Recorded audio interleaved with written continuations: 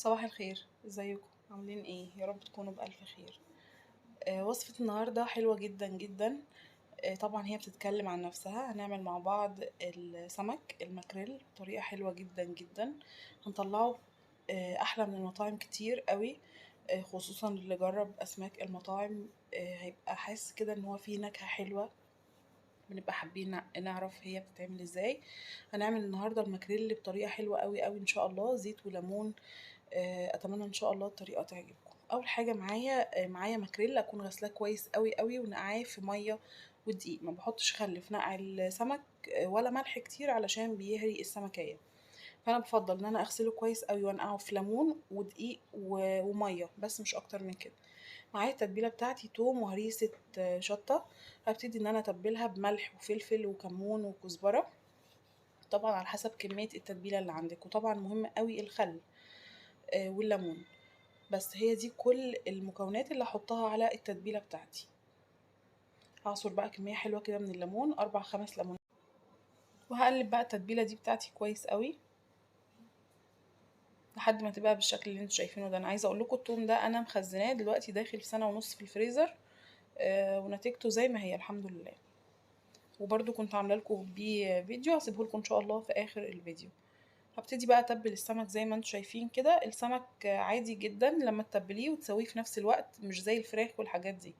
السمك طبيعته بيمتص التتبيله بسرعه جدا.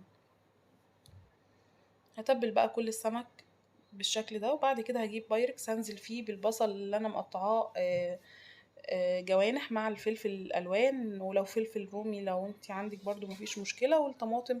وابتدي ان انا اتبلهم من نفس التتبيله اللي تبلت بيها السمك. هضيف شويه كمان من الزيت، تقريبا 3 4 معالق زيت كده، بيدوا لمعه حلوه جدا للسمك ده.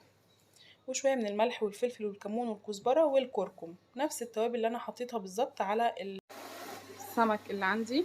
وطبعا ما نسيتش احط معلقه كبيره من التتبيله اللي انا عملتها. وابتدي بقى ان انا احشي السمك بالشكل ده.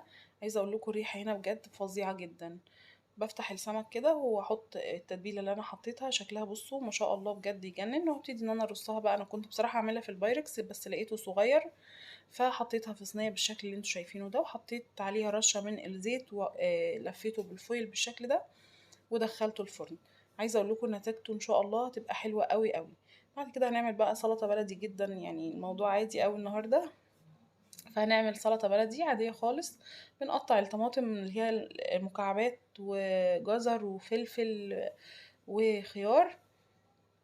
يعني مش ببشر بقى اي حاجه والكلام ده، ولا انا بعمل سلطه بلدي اللي هي العاديه اللي بناكلها كلنا في خصوصا في مطاعم المشويات. واحطها بقى في التلاجة. حطيت كده عليها الليمونة، طبعا مش بتبلها غير وقت الاكل، واحطها في التلاجة لحد بقى ما اخلص الرز والسمك يخلص والكلام ده.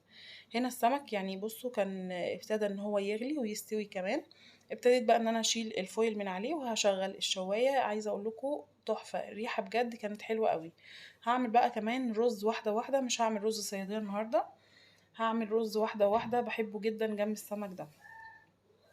باخد كده حبة من الرز، طبعا على حسب كمية الرز اللي انتي عاملاها. انا هنا خدت كده كبشة صغيرة في ايدي، يعني ابتديت ان انا احمرها لحد ما تديني اللون الجولد اللي انتوا شايفينه ده.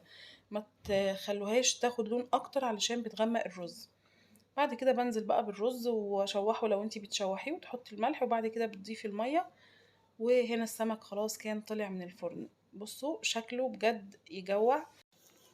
جربوه بجد بالطريقة دي مش هتندموا خالص. كده خلاص بقى ابتدي اغرف الاكل عندي. الرز كان كمان استوى. وهنا كمان غرفت السلطة والسمك، طبعا هنقله كده على طول. ولو حابة تقدميه بالصينية لو انتي عاملاه في بايركس او حاجة برضو مفيش مشكلة خالص. المهم النتيجة.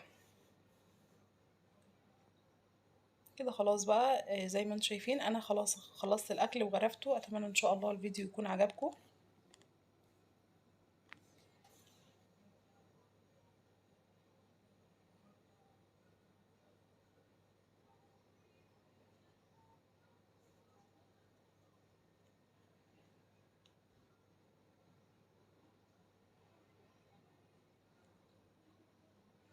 لو عندك بقى رشة بقدونس او كزبرة او اي حاجة خضرة برضو بتبقى شكلها حلو قوي، لكن احنا طبعا خارجين من العيد فما عنديش أي حاجة يعتبر خضار في التلاجة، وطبعًا معظم الناس بتوع الخضار لسه ما فتحوش، فما عنديش بصراحة. هاغرف كمان الرز، بصوا الشكل ما شاء الله بجد يجنن. كمان لما بنيجي نشتري الماكريل زيت وليمون خصوصا، بيبقى دايما مش عارفة ليه معظم الناس بيبقوا حارقينه من تحت، يعني مضيعين طبقة كبيرة جدا من السمكية في الفويل. فاعمليه في البيت ان شاء الله هيعجبك جدا جدا.